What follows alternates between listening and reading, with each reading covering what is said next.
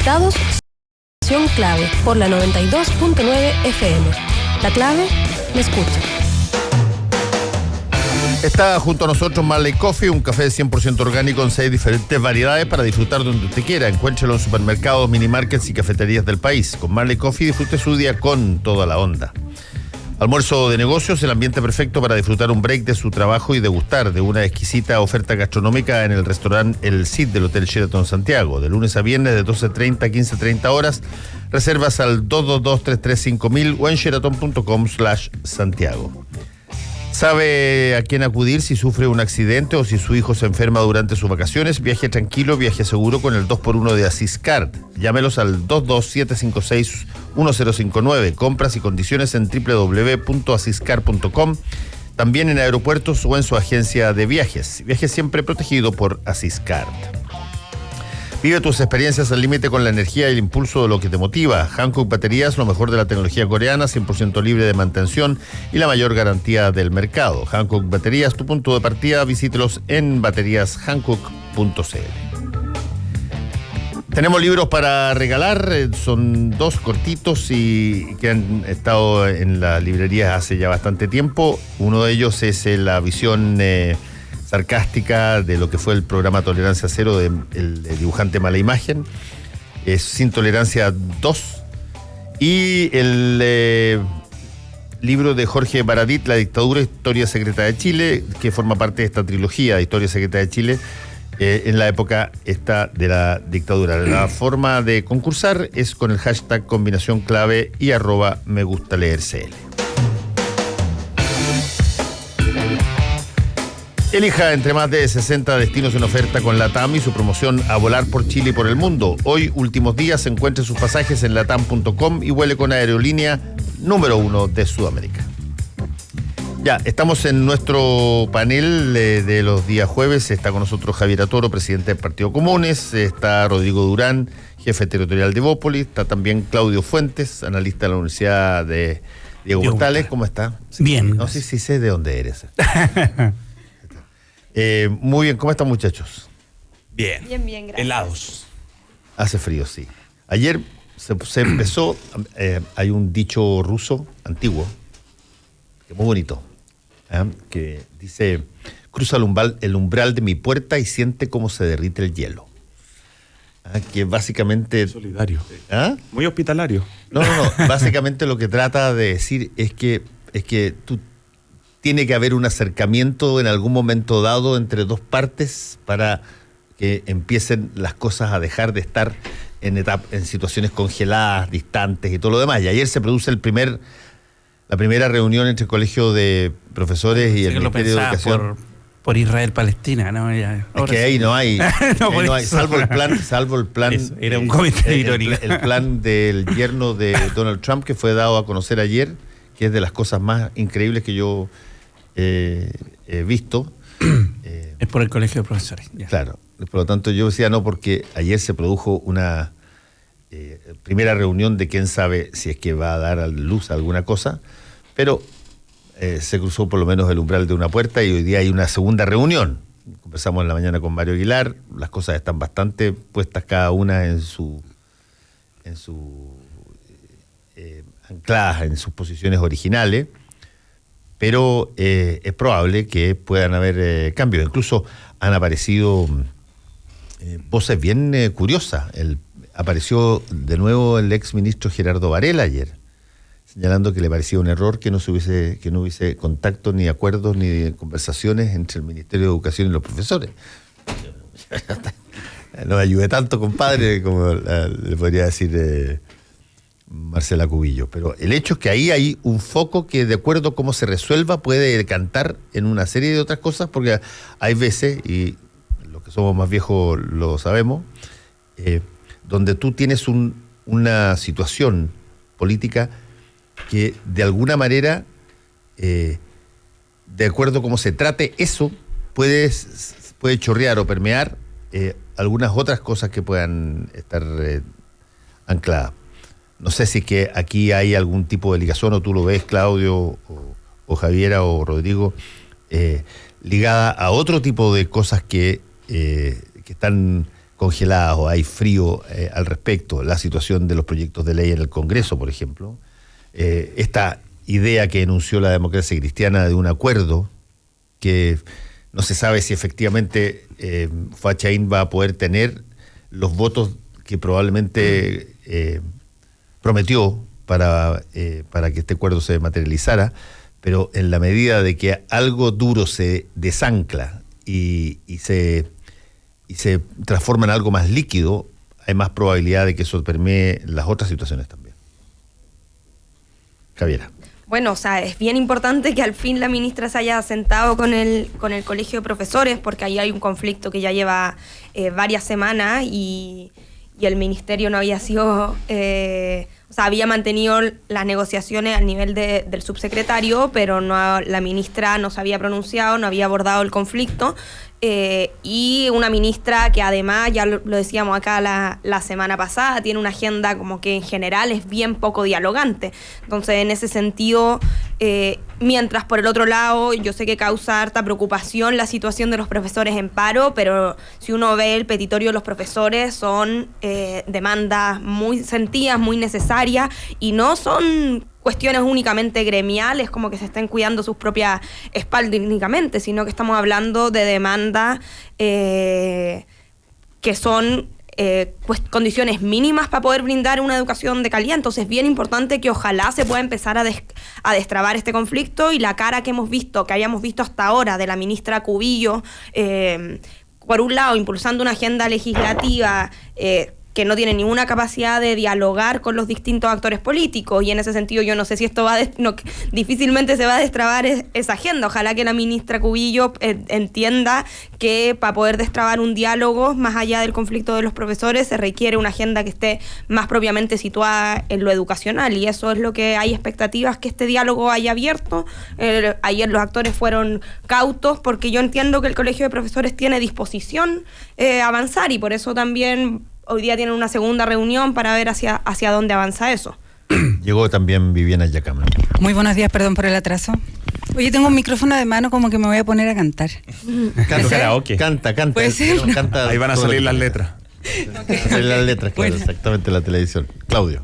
Yo voy a hacer un paso atrás respecto del tema de los profesores, y creo que efectivamente, aquí lo habíamos comentado, a mí me preocupaba que después del 1 de junio el gobierno, el tono del gobierno había sido de mantener más o menos el mismo tono, incluso después del cambio de gabinete, de mantener el mismo tono en términos de culpar a la oposición por la falta de crecimiento, por todos los problemas del país. Tenían la culpa, era la oposición, el obstruccionismo básicamente, y empezamos a ver dos señales interesantes. Uno, interesante en términos políticos, independientemente que estemos de acuerdo o no. Uno es la conversación con la democracia cristiana, que destraba la conversación de tributaria, que es fundamental para lo que viene. Segundo, este inicio de conversación con el Colegio de Profesores, es decir, a nivel político se da un paso dialogante, y a un nivel social, yo creo que también se da un paso, yo creo que es un pasito muy pequeño, un gesto político muy pequeño todavía, con una ministra que está muy incómoda. O sea, no sé si vieron la foto, vieron las imágenes de ayer, estaba bien incómoda en este diálogo con los profesores. Yo creo que efectivamente, primero a mí me llama la atención lo lento que fue el llegar a este momento. O sea, 4 semanas en un movimiento, o no le tomaron el peso a lo que significaba y a la sensibilidad social. Me recuerda mucho el 2011, en donde teníamos un gobierno que se estaba instalando, que yo creo que al principio no percibió lo que significaba el movimiento de estudiantes, y acá tenemos un movimiento que ha cobrado mucha más transversalidad, por el tipo de liderazgo, por el tono, por la demanda, porque además los profesores son, no sé si ponerlo así, pero es muy el sentir de muchos, o sea, transversalmente cruza muchos intereses de los padres, los apoderados, la idea de que la educación es el camino para salir del subdesarrollo, o sea, cruza muchos elementos y el profesor o la profesora es la clave de esta estructura y por lo tanto ahí se radica muchas veces el conflicto. Entonces, yo creo que no se pesó tanto lo que podría significar el movimiento en términos de el apoyo social que está adquiriendo. Anoche lo veíamos también, yo creo que es muy transversalizada la demanda y por lo tanto en el cacerolazo yo creo que se nota claramente que hay un apoyo bastante transversal a demandas que a veces son más generales, como tú, Javiera, decías, de lo que es simplemente deme un... No es la demanda de deme un 3% más de sueldo, es una demanda un poquito más compleja. Y hay demandas, como lo decía hoy día en la mañana en el programa Mario Aguilar, que no tienen una raíz exclusivamente en lo que ha hecho este gobierno. Por ejemplo, él hablaba del asunto curricular. Por ejemplo. Claro. Que es una cosa que parte en el gobierno anterior y que se consolida y amplía en este gobierno, pero que los profesores están plenamente contestes que ya había una queja anteriormente sobre eso y que, bueno, no se escuchó porque entró este proyecto al final. Y después acá se continuó y profundizó el tema del cambio curricular y ese es un tema bastante serio, por lo menos para los profesores. Ahora, el tema es serio. Entonces estamos en una coyuntura en donde la posibilidad dialogante y de llegar a acuerdos básicos, esenciales, es fundamental. O sea, a nivel social con los profesores y a nivel político con la oposición y particularmente con la ADC. Yo estoy de acuerdo que la ministra ha sido lenta para responder. Por otro lado, también es una estrategia de dejarla como último cartucho para quemar, porque por lo demás el subsecretario ha sido un buen dique de contención hasta el momento. Lo que pasa es que efectivamente no han tenido el olfato para saber la dimensión que tiene, digamos, el movimiento y lo mucho que puede crecer. Sin embargo, dicho todo eso, yo creo que esa transversalidad del apoyo que tú hablas, no la veo transversal, o sea... O sí, empieza a crecer, pero no creo que empiece a crecer por las demandas de los profesores. O sea, si yo hago una encuesta, me cabe una seria duda que las personas sepan cuáles son los puntos del petitorio. O sea, de verdad.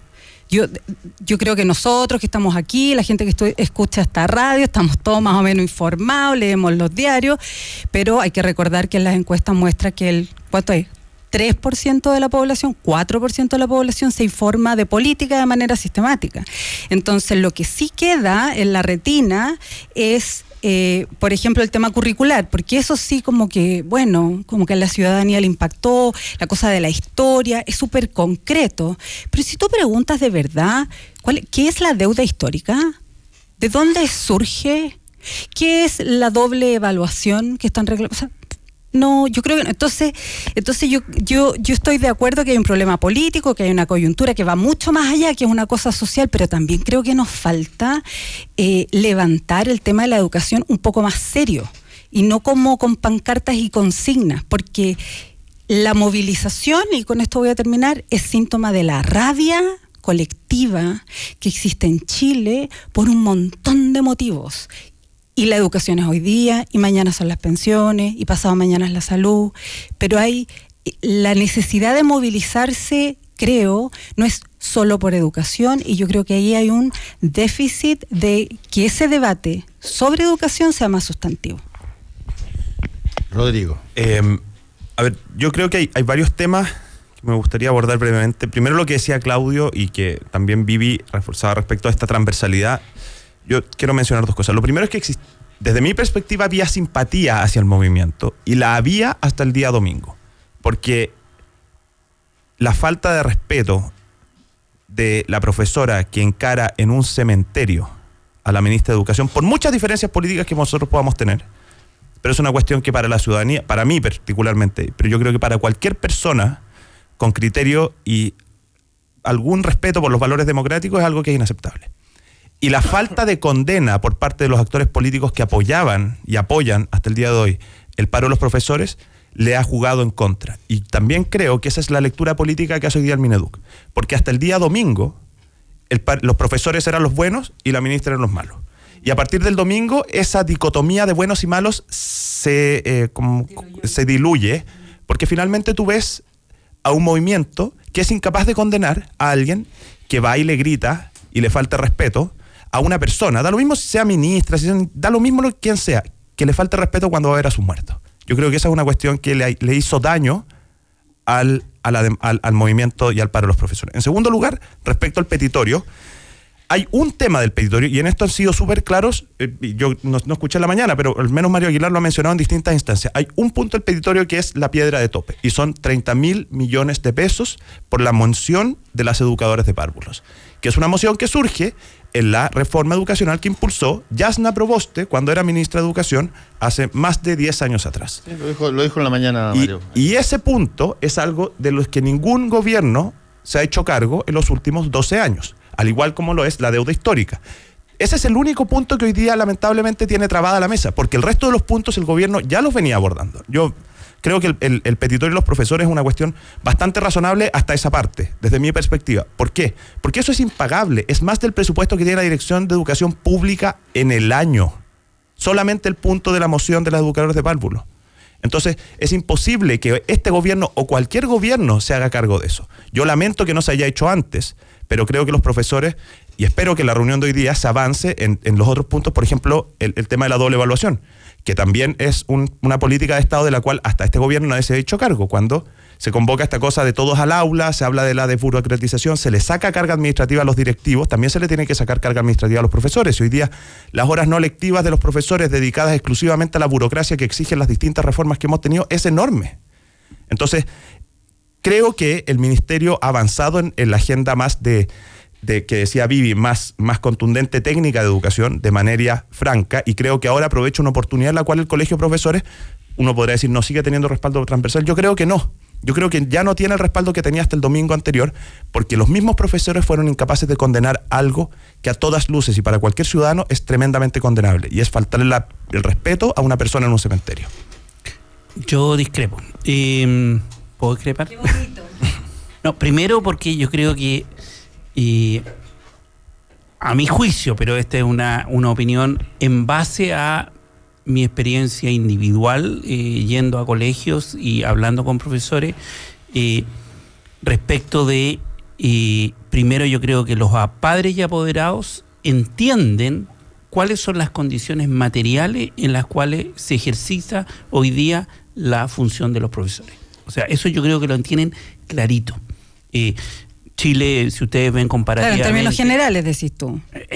No en términos generales, en términos materiales. Cómo trabajan, cómo viven, cuánto ganan. Yo creo que eso lo tienen clarito los padres y apoderados.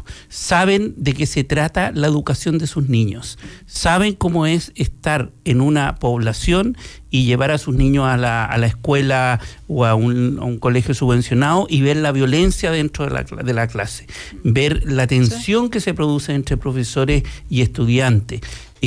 Todas esas condiciones hoy día, yo creo que la gente la tiene clara. Pero eso no está en el petitorio, pues, Claudio, ¿cachai? O sea, ese es el tema, es como la rabia con esta situación injusta. Con las condiciones materiales para enseñar, y eso yo creo que es parte de esta solidaridad con una demanda. No es simplemente decir, oye, tengo que tener que la sociedad conozca los 26 puntos de lo que es la propuesta. No es sobre eso. Es sobre la experiencia de vida que tiene la gente en el día a día. Si hay hay dos puntos que son centrales para la sociedad en la experiencia de día a día. Uno, llevar a los niños al colegio, y dos, la salud, la enfermedad. Esas dos, y después las pensiones. O sea, son elementos que tú vives día a día. Que lo vives día a día. ¿Por qué? Porque estáis con el profe ahí, porque tenéis que ir a las reuniones, tenéis que dejar a tu hijo en el colegio, y se vive eso. Entonces yo creo que más allá de los números, más allá de la doble evaluación, yo creo que hay una solidaridad, llamémosla subjetiva, respecto de qué es lo que está pasando con el aula y con la promesa, independientemente de los gobiernos, con la promesa de la educación como el camino para resolver el tema del desarrollo. Y por eso el drama del Instituto Nacional. O sea, porque esa promesa, incluso en los emblemáticos, falló. Y eso yo creo que levanta solidaridad. Y respecto del tema del cementerio, yo creo que Mario Aguilar se desmarcó. El colegio de profesores dice, esto es una persona, no es pero apoyado. No hay una condena. Hay una sideral pero eso socialmente la gente lo entiende que fue la persona que fue y le gritó a la ministra y que estuvo desubicado, y no creo que vaya más allá. Yo creo que ahí hay, la verdad, que un oportunismo de la derecha de haber tomado ese incidente que efectivamente fue desafortunado, que ha sido reconocido así por los dirigentes, por los actores, pero para transformar eso, primero no era una dirigente, era una profesora, es un incidente aislado, pero además frente a una ministra que evidentemente no se había aparecido, no solo no se había juntado con los profesores, sino que no llega a las sesiones del Congreso donde se le pide que sesione especialmente para esto. Entonces, es una ministra que no había mostrado disposición al diálogo. El martes, o sea, el día anterior al diálogo, detuvieron violentamente en una manifestación pacífica al mismo presidente del Colegio de Profesores con un montón de dirigentes. Entonces, yo creo que, y espero que la sociedad sí entiende que acá hay una demanda que es más transversal y que excede ese incidente particular, y que en general había sido la ministra la que había mostrado poca disposición al diálogo. Y por último, sí quiero reconocer que es cierto que estos problemas se acarrean de hace muchísimos años, que son resultado de una política educacional que en el caso de la deuda histórica, que se remonta al año 80, 81, que no han sido resueltos, y hay algunos, como el tema de la mención, que efectivamente es una ley más o menos reciente. Y yo creo que los profesores tienen claro eso. El tema es cómo esta ministra lo enfrenta, y por eso yo creo que el problema político no es sacar a la ministra, ni mucho menos, ni la oposición directa con la ministra, sino que ojalá que esta ministra sea una vía de solución a ese conflicto. Yo creo que eso es lo que esperan los profesores, no solamente armar un conflicto político con ella. Déjame decir un punto, y quiero hacer el statement al tiro en términos declarativos. A mí me cargan las funas. Yo soy antifuna y reconozco, pueden haber excepciones. Amarillo.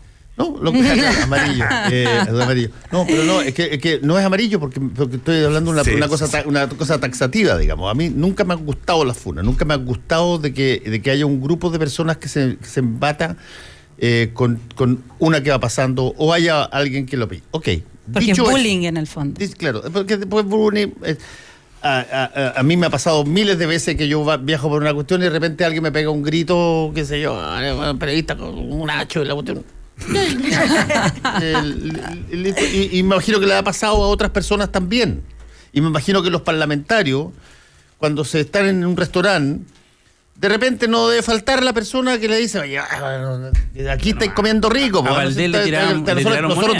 Nosotros te estamos pagando la comida que en fin, bueno, cosas así. Por lo tanto, dicho eso, creo que es siempre... Pero hay una cosa así, Rodrigo, y no lo digo por ti porque tú eres muy joven y todo, pero hay una cosa así que reconozco que me puede sacar total y absolutamente de las casillas. Es la segunda frase que tú dices, que dice... es que hay que tener respeto para cuando las personas van al cementerio o cuando van a atender a sus propios muertos. ¿Cuándo eso fue un tema en la derecha? ¿Desde cuándo que el respeto por los muertos de las personas que cayeron en algún momento dado fue lo suficientemente importante como para decir algo al respecto? Las personas que lo han dicho, y yo los valoro y lo encuentro, han sido, pero qué sé yo, con los dedos de una mano. Y estoy hablando no de tu caso porque tú eres más joven, pero la cantidad de barbaridades que se dijo de las personas que buscaban a sus muertos en los cementerios o las buscaban en sus cosas, las cantidades de cosas que se les dijeron a aquellas personas que decían que tenían a sus personas desaparecidas, los gritos que le decían que anda a buscarlo con la amante a Bélgica. O sea, ¿desde cuándo que hubo aquí, para que alguien lo exija así tan fuertemente, hubo una historia de recogimiento, de dolor, de empatía con las personas que eventualmente podían estar en una situación de dolor o de reflexión respecto de sus muertos?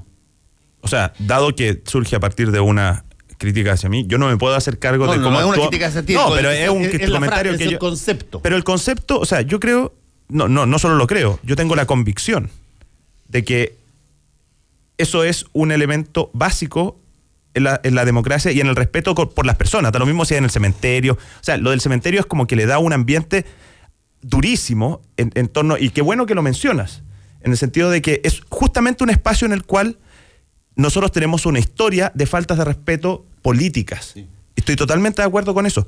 Pero eso no lo justifica en ningún caso. No, en primer lugar. Y por eso es que yo hago el statement primero respecto de que, independientemente de dónde el lugar en que esté, si podría haber estado en un mall, y yo hubiese dicho que si es que la funada me parecía a mí que era inconveniente. Pero de ahí a que se saque la figura del cementerio como si fuese un lugar sagrado porque con los muertos hay una situación... Pero, viejo, si lo han basureado a todos los muertos... Pero, perdona, es que tú hablas de una generalización aludiendo a un sector político al cual yo pertenezco. Por cierto. Y creo... Discúlpame en eso. Estoy hablando de una situación general que además es mucho más histórica. Es mucho más histórico y es mucho más histórico. Es una cosa que, por lo menos a nosotros, o sea, si fundamos un partido político distinto a Renovación Nacional y la UDI, en parte es por eso. Porque es intolerable que uno haya hecho la vista gorda respecto a violación de los derechos humanos que se cometieron en este país sistemáticamente por parte del Estado, y que además, a posterior, hayan existido políticos que no hayan sido capaces de reconocerlo hasta que era ya demasiado evidente. O sea, recordemos que fue el presidente Piñera el que denunció a los cómplices pasivos en su primer gobierno, y fue la primera persona de centro derecha que fue capaz de decirlo con toda su letra, y tuvo costos políticos. Entonces yo creo que la derecha en general ha evolucionado, y eso no deja de ser algo tan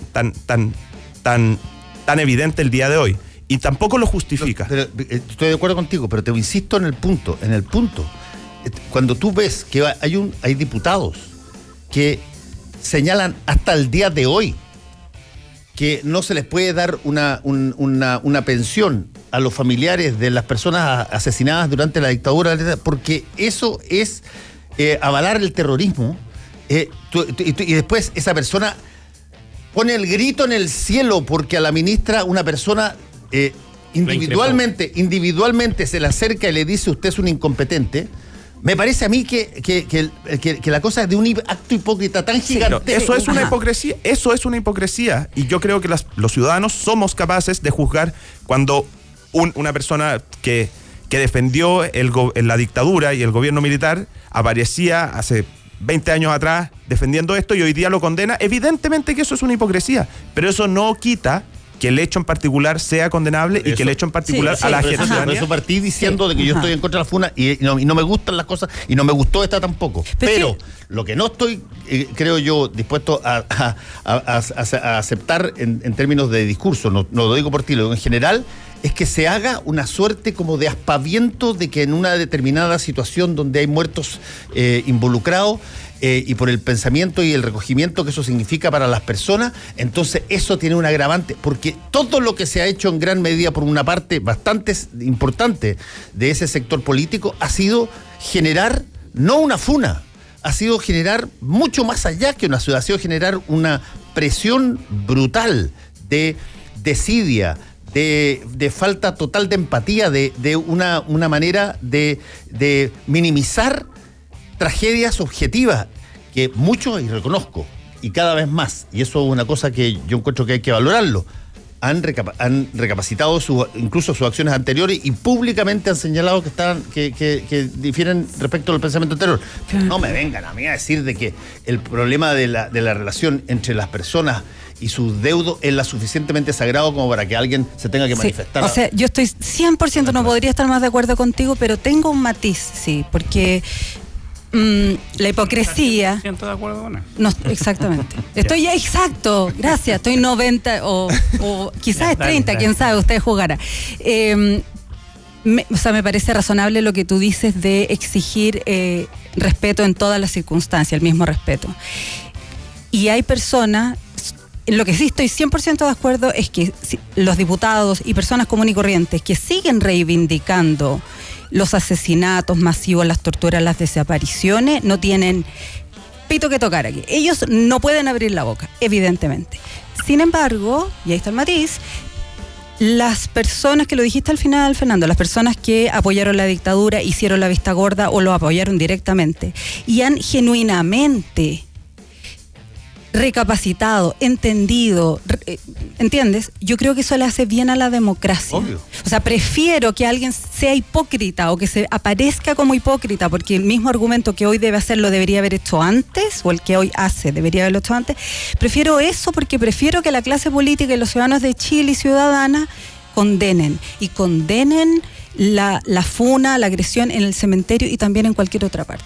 Sí, pero ahí yo creo que el problema no es lo que pasó 20 años atrás, como decía Rodrigo. El problema, y yo sé que quizás tú particularmente no, pero sí das cuenta de un sector político. Y aquí hay un problema que efectivamente es más general y que sí tiene que ver con la derecha en general y con el gobierno. O sea, el año pasado tuvimos un Consejo General de Renovación Nacional donde se reivindicó que ser pinochetista y el gobierno lo reconoció, era parte de la diversidad de la derecha. Entonces, a mí me parece que efectivamente ha habido reconocimientos, pero también ha habido un retroceso en el debate público que ha mostrado que no habernos hecho cargo en serio de la situación de violación a los derechos humanos en dictadura hace que sea posible y aceptable volver a tener esos debates al interior de la derecha, y eso debilita en general la democracia. Entonces yo no estoy tan de acuerdo con que sea solo un problema del pasado o un tema de, no es un problema de hipocresía. pasado, no. Es hoy día un problema real y que no es marginal al interior de la derecha, sino que es algo que el gobierno ha validado. Y en ese sentido, sí, el presidente Piñera en su primer gobierno habló de los cómplices pasivos, pero en su segundo gobierno ha permitido y ha validado que esa es parte de la diversidad de la derecha. Y a mí me parece que eso debilita mucho la democracia. Perdona, solamente para hacer el punto. Exactamente lo que señala ella, hay una diferencia entre no condenar y validar. Yo no creo que el colegio de profesores valide lo que hizo la persona en el cementerio, pero no lo condenó. Es exactamente lo mismo que pasa con algunos personeros de este gobierno que no son capaces de condenar, cosa que nosotros hicimos, decir que el pinochetismo es algo loable y que uno puede ostentar con orgullo. Pero es que allá hay una diferencia. Allá hay una diferencia entre no condenar y validar. Estamos pasaditos, así que volvemos un rato más. Volvemos con Combinación Clave. La clave me escucha. Se fueron para volver más amarillos que nunca. Oye, ¿sabéis qué, Mirko? Yo echo de menos a los de que es que, ¿sabéis por qué? Era demasiado potente como para que hayan salido por la ventana. Sí, es cierto. Y además hay tanta gente pidiendo que vuelva, pero yo creo que... El mejor punto de comparación entre un programa de calidad, con contenido, con oficio periodístico como el nuestro y un payaseo. Sí. Era muy entretenido el programa, pero un livianito, es el equivalente a un matinal. No, yo los echo de menos un poquitito. Roca Balbuena y Fernando La Salvia vuelven a La Clave para preguntarse ¿qué es qué? De lunes a viernes de 4:30 a 6 de la tarde por la 92.9 y radiolaclave.cl. La Clave me escucha. Porque con tecnología, tus ideas son posibles. Cámbiate al único plan realmente libre para tu negocio. Con gigas y minutos libres. Sí, libres, para siempre y sin restricciones. Por solo 21.990 pesos mensuales. Al contratar desde 2 líneas. Cámbiate hoy mismo en entel.cl/planes empresa. Entel Empresas. Tus posibilidades son infinitas. Dos fechas muy especiales el 27 y 28 de junio. Durante la cena en el restaurante El Cid. Presentaremos un menú exclusivo de nuestra chef Silvana Mateluna con decoración y música al más puro estilo brasileño. Reservas al 222-335000 o en sheraton.com/Santiago. Si quieres escuchar La Clave en tu radio, sintoniza la 92.9 en Santiago. Si prefieres escucharla y verla en tu smartphone, compu, iPad, radiolaclave.cl. Estés donde estés. La Clave me escucha.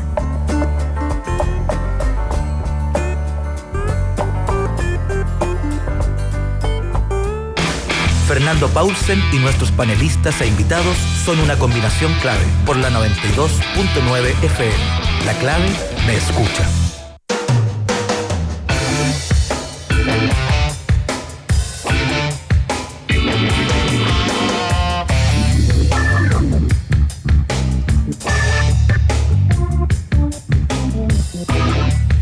Empiece su día con toda la energía natural de Marley Coffee, un café de grano orgánico molido al instante con leche descremada. Pruebe el sabor de Marley Coffee en sus 12 exquisitas y variadas mezclas de máquinas self-service, expreso, chocolate fuerte, té chai y otras bebidas calientes.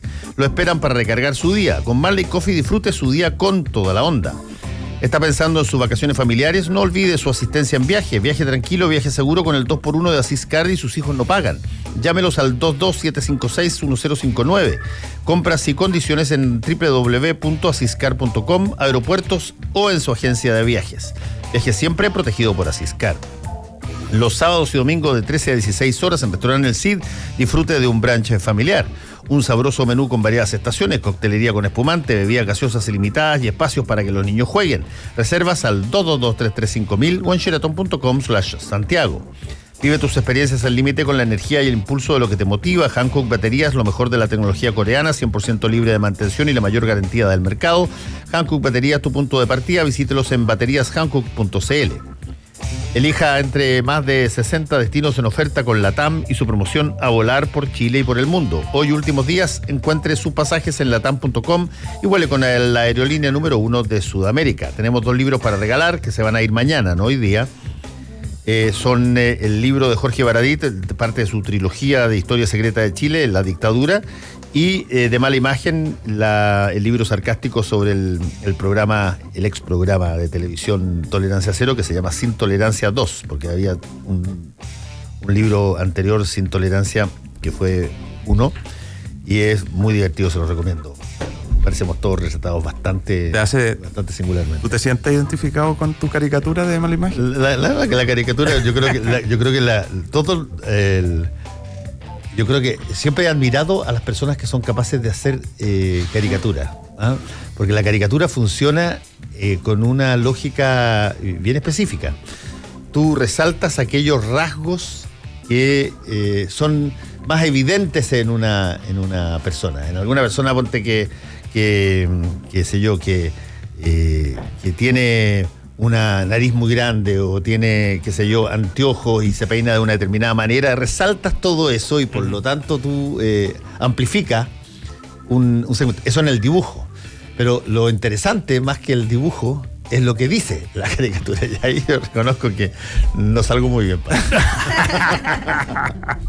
Pero muy divertido, vale, imagínate. Bueno, para conclusar, es arroba ¿cuánto es que se me olvida ya? Me gusta leer. No, ese es al final. El hashtag combinación clave y arroba me gusta leer CL. No, o sea, era divertido cuando Mala... Claro,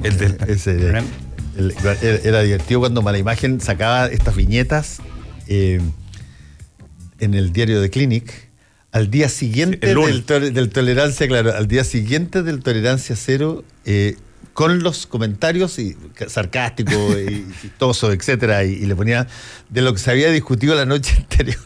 Y era muy divertido, sí, yo reconozco que era muy divertido. Y tu caricatura no de la imagen, sino de los diálogos te hizo... No, yo siempre aplaudía bastante a Mala Imagen y lo encontraba fantástico, pero puedo confesar, había algunos de nosotros en el panel que no lo tomaban con mucho humor. O sea.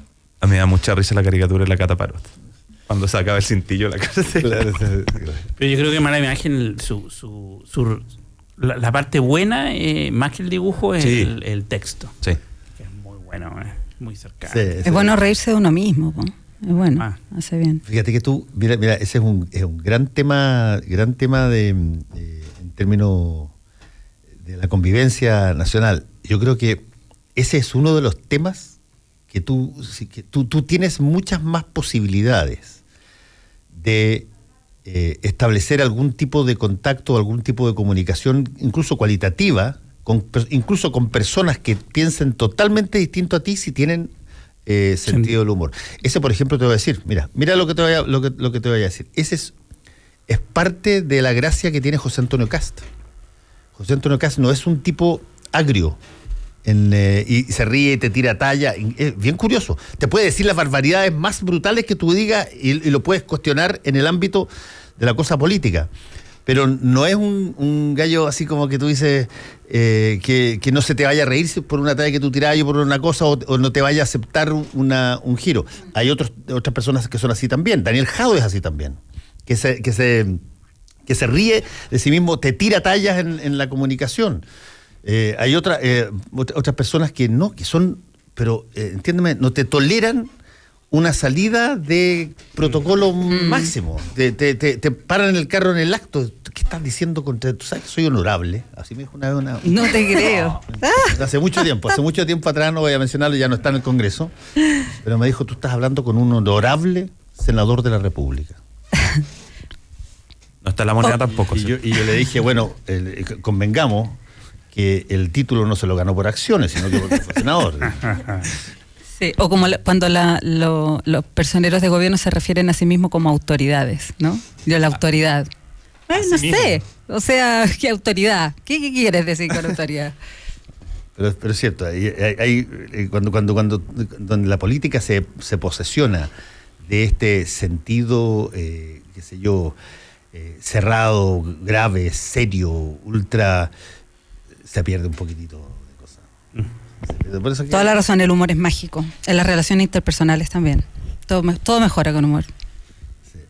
Entonces, ya ahora hay que tirar una talla, porque si no... ¿Sabes el chiste del peruano, del boliviano, del chileno?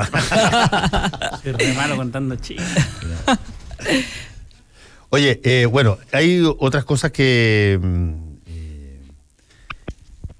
son interesantes de constatar. El presidente está en este camino a el G20, que llega hoy día a la reunión del G20, invitado ahí a esta, y pasó por Israel. Bueno, tuvo este impasse bochornoso al que nos tiene acostumbrado que pasen, porque estas cosas le pasan a él, o él las provoca, pero hoy día dejó las chanzas, la tontera y las faltas de protocolo y dijo una cosa que no debe haber gustado muchísimo en Israel. Volvió a insistir en algo que él ha dicho varias veces, de que él cree en los dos estados, un estado palestino y el estado de Israel conviviendo con territorios propios. Cosa que siempre le ha cargado Israel. Sí, siempre le ha cargado, pero la verdad es que es el discurso mainstream. O sea, no hay... hasta Trump, que quiebra con eso, Estados Unidos, que ha sido el aliado más férreo de Israel desde siempre, Obama, todos los presidentes para atrás, ese es el discurso establecido. Es 2 estados, Israel y Palestina, viviendo en paz.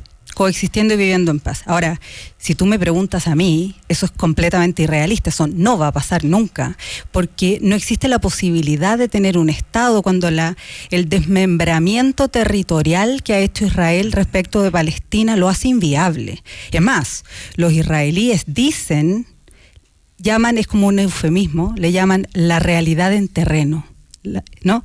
Cuando hablan de la realidad en terreno, quiere decir, está todo tan cortado que es imposible sacar a los asentamientos de territorios de Cisjordania, el hecho de que Franja de Gaza está completamente separada de Cisjordania, que no hay, es decir, yo no sé hasta a qué punto, digamos, la audiencia que nos está escuchando sabe, pero una vez que se acordó que Cisjordania era territorio palestino, empezaron los asentamientos judíos y existe hoy día guetos, estos guetos que rompen la unidad territorial de Palestina, de modo que el palestino que vive en una villa y tiene que ir al colegio al frente, tiene que pasar por puntos de control militar todos los días, y pueden dejarlo esperando 2 horas. O sea, es una cosa que no es imposible. Y ahora, para terminar como lo político, 2 cosas. Lo primero, que la ONU, es decir, la ONU, desde que Israel llamó a Jerusalén su capital, histórica e indivisible y eterna, no sé, algo así se llama, la ONU condenó eso y porque llama a Jerusalén un territorio internacional porque confluyen 3 religiones. Y en segundo lugar, yo creo que para retomarlo al principio, es inviable 2 estados, por lo que decía, y lo que es viable, pero eso sí que nadie le gusta, es un estado. Un estado donde todos los palestinos que han sido exiliados vuelvan, un estado con un arreglo de rotación de gobierno entre palestinos e israelíes, un gobierno donde efectivamente haya convivencia, coexistencia, como en Jordania, como eso es la única solución posible desde mi punto de vista, pero es como un sacrilegio decirlo, así que estoy diciendo sacrilegio. Ajá. Ayer, por ejemplo, se dio la fórmula Trump para solucionar el problema de Palestina con Israel. Su yerno, Jared Kushner, propuso un plan que Trump rápidamente etiquetó como el plan más extraordinario que se ha hecho en la historia. El plan no tiene nada que ver con variables políticas. De hecho, no hay ni una variable política metida. ¿No? Los territorios, las autonomías, todo ese tipo de cosas no existen. Lo único que existe es que una idea de que básicamente una serie de estados árabes, Emiratos, Saudi Arabia, qué sé yo, pongan un fondo de $50,000 millones de dólares a generar intereses para que haya ahí una riqueza extraordinaria donde los palestinos, tal cual en las mismas condiciones que están hoy día, tengan mejores casas, mejores carreteras, mejores escuelas, mejores cosas. Es una solución económica, si tú quieres, económica para un problema que en gran medida es político y no es económico. Yo quería volver a lo que tú planteabas, Fernando, respecto de lo que hoy día dijo el presidente. Yo no lo escuché hoy día, de esta idea de la coexistencia de 2 estados. Primero porque yo creo que lo de ayer fue un desaguisado monumental de la política exterior chilena. Al intentar, por casualidad o por intencionalidad, da lo mismo, empatar una situación con representantes del Estado de Israel y del palestino, generar esta tensión, yo creo que descoloca de lo que era la tradicional política exterior chilena. La tradicional política exterior chilena ha sido apoyar la conformación de un Estado palestino en forma.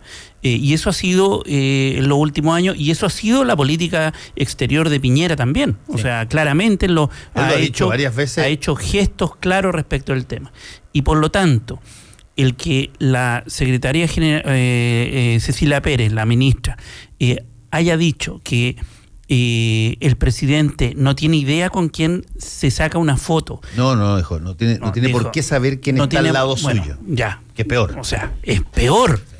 O sea, decir eso en el lugar más conflictivo del mundo, porque es el lugar más conflictivo del mundo, donde ocurren más atentados. Totalmente. O sea, es una falta de criterio que, a mi juicio, del punto de vista de la Cancillería, de no cuidar esos protocolos. Yo creo que eso es lo que hay que revisarlo. En una de esas los cuidó y al presidente le valió callampa. O se lo hicieron eso también, si los cuidó, una de esas, claro, en una de esas también de repente se meten cuestiones. Si los cuidó es más grave, porque generó ayer un empate en donde se saca la foto con autoridades israelíes y autoridades palestinas. Ese empate es muy perjudicial para la política exterior chilena. Claudio, es un empate que para las autoridades israelíes no es baladí, tanto que lo reclamaron. Obvio, po. Claro, porque ellos entendieron de que había intención. A ver, ¿qué es esto de traer a un dirigente palestino a meterse donde no se puede entrar, amparándose en una visita oficial de un presidente? Mi punto es que el gobierno israelí lo debe haber percibido como además que saben que él ha tenido la idea de los 2 estados. En una de esas lo pensó como diciendo, oye, pero esta es una muleta que te meten aquí, pues te tratan de meter una oportunidad de encerrona, una encerrona. O por omisión o por intención, en ambos escenarios esto es muy malo y queda muy mal la política exterior chilena. Y yo creo que ese daño que se le está haciendo a un sector que había sido transversal y que Rivera viene y trata de reinstalar, yo creo que él con muy buena intención y con muy buen tino político, o sea, trata de sacar el tema de Venezuela, trata de hacerlo transversal, trata de llamar a los exministros, o sea, empieza a hacer un trabajo y acá se le va al suelo de nuevo todo. Entonces, ahora al final lo que estamos esperando es cuál va a ser desaguisado en la G20, o sea, de nuevo... Y ahí hay pólvora también, hay que decirlo. Obviamente, o sea, con entre Trump, China, Piñera, Rusia y Estados Unidos estamos. O sea, yo estoy temblando en este minuto respecto de la política exterior chilena. Yo creo que aquí hay que ver las cosas con cierto grado de perspectiva. O sea, las giras de esta envergadura, sobre todo una en un territorio tan sensible, no es algo que se prepare de la semana a la otra. No, por supuesto. Es una cuestión que tiene una planificación más larga. Y por lo tanto, creo que esto da muestra de lo oportuno que fue el cambio de gabinete en materia de relaciones internacionales. O sea, creo que, como decías tú, no podemos achacarle al nuevo ministro que llegó hace menos de 2 semanas a la responsabilidad en esta materia en particular. Yo creo que evidentemente lo primero que se hizo fue dar un giro en la política exterior chilena, como volver a esa política de Estado que había existido, y por lo tanto particularmente este impasse, esta torpeza, por decirlo de cierta forma, refuerza la atingencia que tuvo el cambio de gabinete sectorial que se hizo en la semana pasada. Por lo tanto, creo que es un poco pronto para juzgar a Teodoro Rivera en su rol de canciller. Creo que el G20 sí va a ser una prueba de fuego en esa materia, y yo tengo la certeza de que lo va a hacer bien, porque finalmente uno ve que hay un cambio de timón. Entonces no creo que uno pueda juzgar, independiente del impasse o no, que yo creo que va a pasar más a ser una anécdota más, pero de todas maneras denota que era necesario un cambio en Cancillería, y qué bueno que se haya hecho. Sí. Yo creo que con Palestina e Israel no hay anécdota posible. O sea, ahí hay que pensarlo muy bien. Que sí hay que decir que el Estado chileno reconoció el Estado palestino hace unos años atrás. O sea, Chile no es neutral en el asunto. Eso no es neutral, pero precisamente por eso. Y además la comunidad palestina más grande fuera de Palestina está en Chile. Qué bonito, o sea, mi comunidad. Es tu comunidad además. Entonces yo creo que el contexto de poner a Chile en un conflicto de esa naturaleza, hay que tener mucho más cuidado. Hay que tener mucho más cuidado. Por lo mismo no es trivial haber cometido un error de... Exacto. O sea, todo el cálculo que hay detrás. No es un piñericosa. Claro, ese es el punto. El Deutschland über alles de Alemania, o la cita atribuida a Einstein, que era en realidad de Newton en China en su momento, son pelos de la cola comparados con una situación donde todo lo que se mira te pone saltón, porque el territorio es extraordinariamente tenso y las cosas son y por lo tanto ahí hay que fijarse un poco más, hay que tener un poco más de detalle, y no puede ser una explicación tan baladí como la que se dio ayer para haber ocurrido esto. Solo para darle un poco de perspectiva, de todos modos, la presencia o no y el impasse de un presidente chileno tampoco hace la diferencia en el conflicto, digamos. O sea, Chile es un país bastante marginal y a nadie le importa, qué sé yo.